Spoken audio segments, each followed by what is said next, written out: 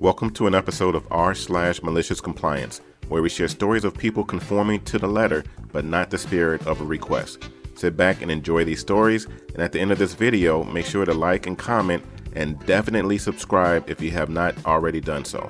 Enjoy.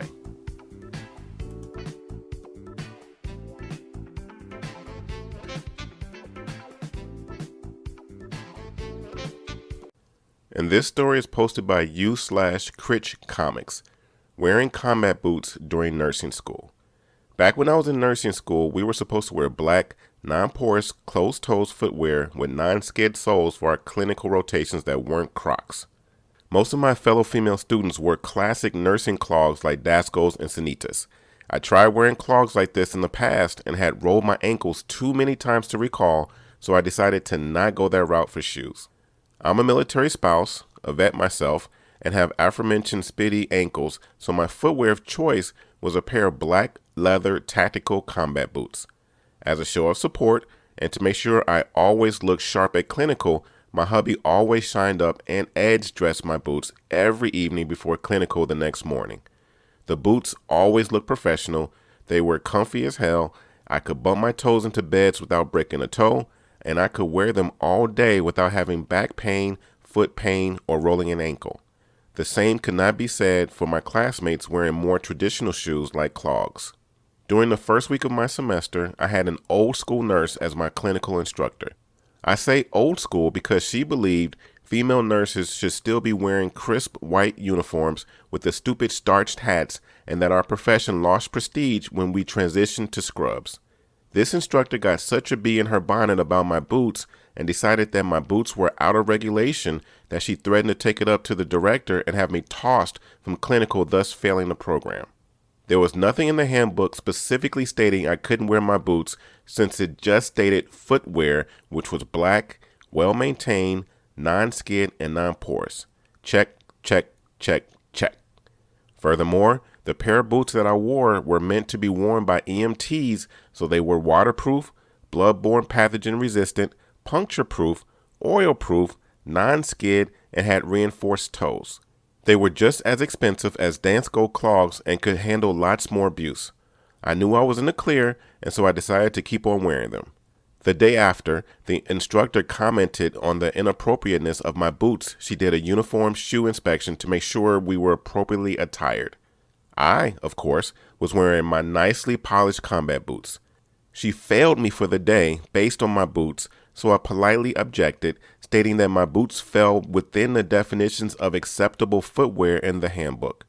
She literally marched me to the director's office like I was a kid caught stealing cookies and demanded I get tossed for the boots, failure to follow program rules, and disrespect because I objected her failing me. The program director, upon further close reading of the program regs, determined there was nothing that was wrong with the boots, they adhered to the standards set forth by the program, and that they were honestly safer than most of the shoes the other students were wearing because they were waterproof, puncture-proof, non-skid, and had reinforced toes. She rescinded my fail and allowed me back in clinical. After that, I heard not a peep about my boots from any of the faculty the rest of my program. Fast forward to graduation. I had been wearing combat boots since I started and had no intention of stopping, especially since many of the vets that I cared for during clinical always reacted positively to them. Our nursing pinning ceremony, the event where we receive our nursing school pins and are officially recognized as nurses, has an all-white dress code, white uniforms, starched white hats, white closed-toed footwear.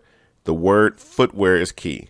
The dress code did not state shoes specifically, and I knew this. Same butchy old bat nurse sees me in the hall and makes it a point to tell me I have to get some real white nursing shoes to wear to pinning, since I can't obviously wear my black combat boots because we needed to have white footwear. I politely smiled, nodded, said that I'd have white footwear, and went on my merry way. And then wore the all-white Doc Marten combat boots my infantryman husband bought me as a graduation gift to pinning. The instructor stopped me after the ceremony and complimented me on actually getting nursing shoes. At which point, I pulled up the leg of my white scrubs and showed her my boots. The look on her face was priceless. And this story is posted by u/Joey Joe Jr. Shab. I guess I'll reply to all. I'm a software developer. My department and another department each made different products, but a customer will often have both, and these products need to communicate with each other.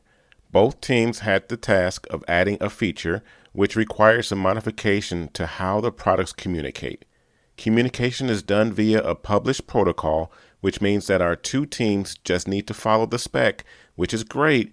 The teams are in different countries, so time zones make direct collaboration somewhat challenging. My team finished our changes, and so I reached out to my counterpart on the other team to arrange for testing our products together. They were still working on it, and that was all I heard from them for a while.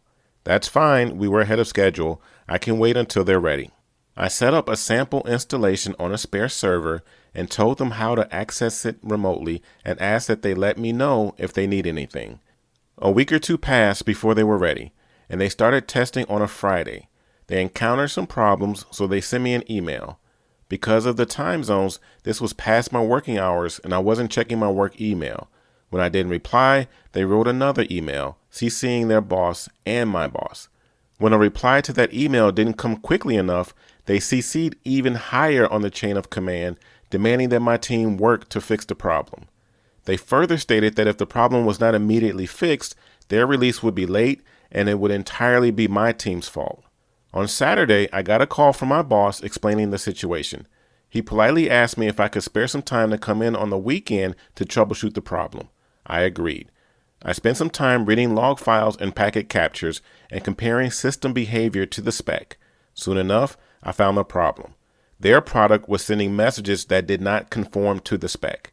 I was able to simulate the bad message and a fixed version of that message to confirm that our product handled both as it should. Nobody from the other team was online, so I sent my report by email. Remember how they sent that email blaming my team for their problems? The email that went to their boss, their boss's boss, my boss, and my boss's boss?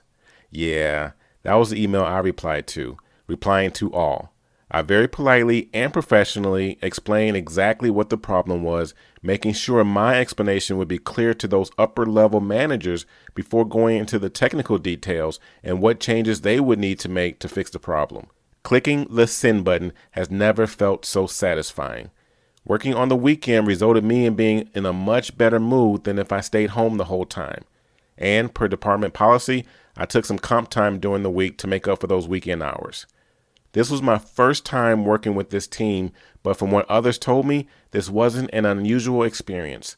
A few years later, the company was restructured and that office was closed down completely. And this story is posted by u/the MCP. Demand we have a meeting for this? Okay. I once had a project manager named Shirley and a coworker named Alex. I was a computer programmer. Every morning we, along with half a dozen other people, had a 5-minute long meeting to discuss our progress and give people a chance to ask each other stuff. The boss was away on a 2-week vacation, and while he was away, the meetings were slightly more important so we could coordinate ourselves without him to do it. Right before the meeting, I had come to a roadblock because I could remember what something in the programming was called. I just needed an actual word and I could continue, and I knew Alex would know it. At the meeting, Alex did his thing, a few other people talked, then it was my turn. I explained what I had done yesterday and what I was working on and said, "Hey Alex, do you remember?" At this point, Shirley interrupted and threw a screaming fit at me. How dare I try to have a discussion with someone without her? I pointed out that she was standing right there, and she demanded to know how dare I try to talk to someone without it being a scheduled meeting in the conference room in her presence. I pointed out that this was a scheduled meeting, we were in the conference room, and we were in her presence. How dare I presume to ask anyone anything without notifying her in advance that I would be doing so?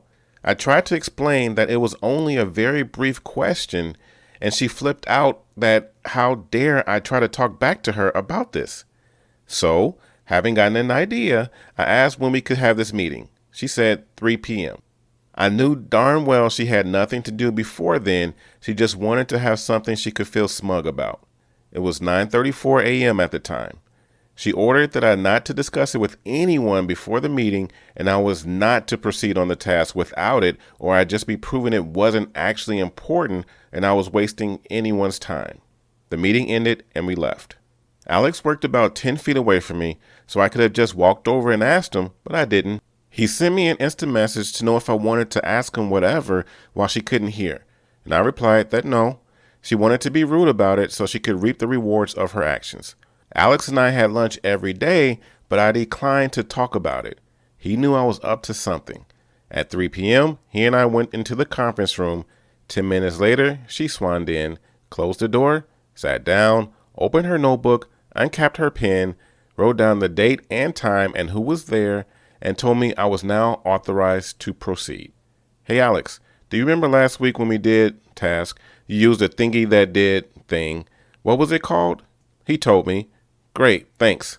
And he and I both turned to leave. It had taken all of about 20 seconds. Shirley flew into a rage. I was deliberately making a mockery of her by scheduling a meeting for something that would take 20 seconds. As I left the room, I said, Shirley, I warned you that this was a 1-minute exchange, but you insisted on a meeting. She didn't speak to me for the rest of the day. I made sure my timesheet reflected that I spent 9:35 to 3 p.m. doing nothing, waiting for Shirley. A day or two later, she flew into a rage at me again, and the entire staff was so enraged they told me they were quitting and asked me to join them. I asked them to wait a couple days, called my boss and told him, and on the next business day, I found he had returned early from his vacation and fired her. This has been TNA Top Notch Audio. 3 great funny stories. And my question to you is, which one of these stories are your favorites and why? Share your comments below, and also don't forget to subscribe so you can get notification of more videos in the future. Have yourselves a great day.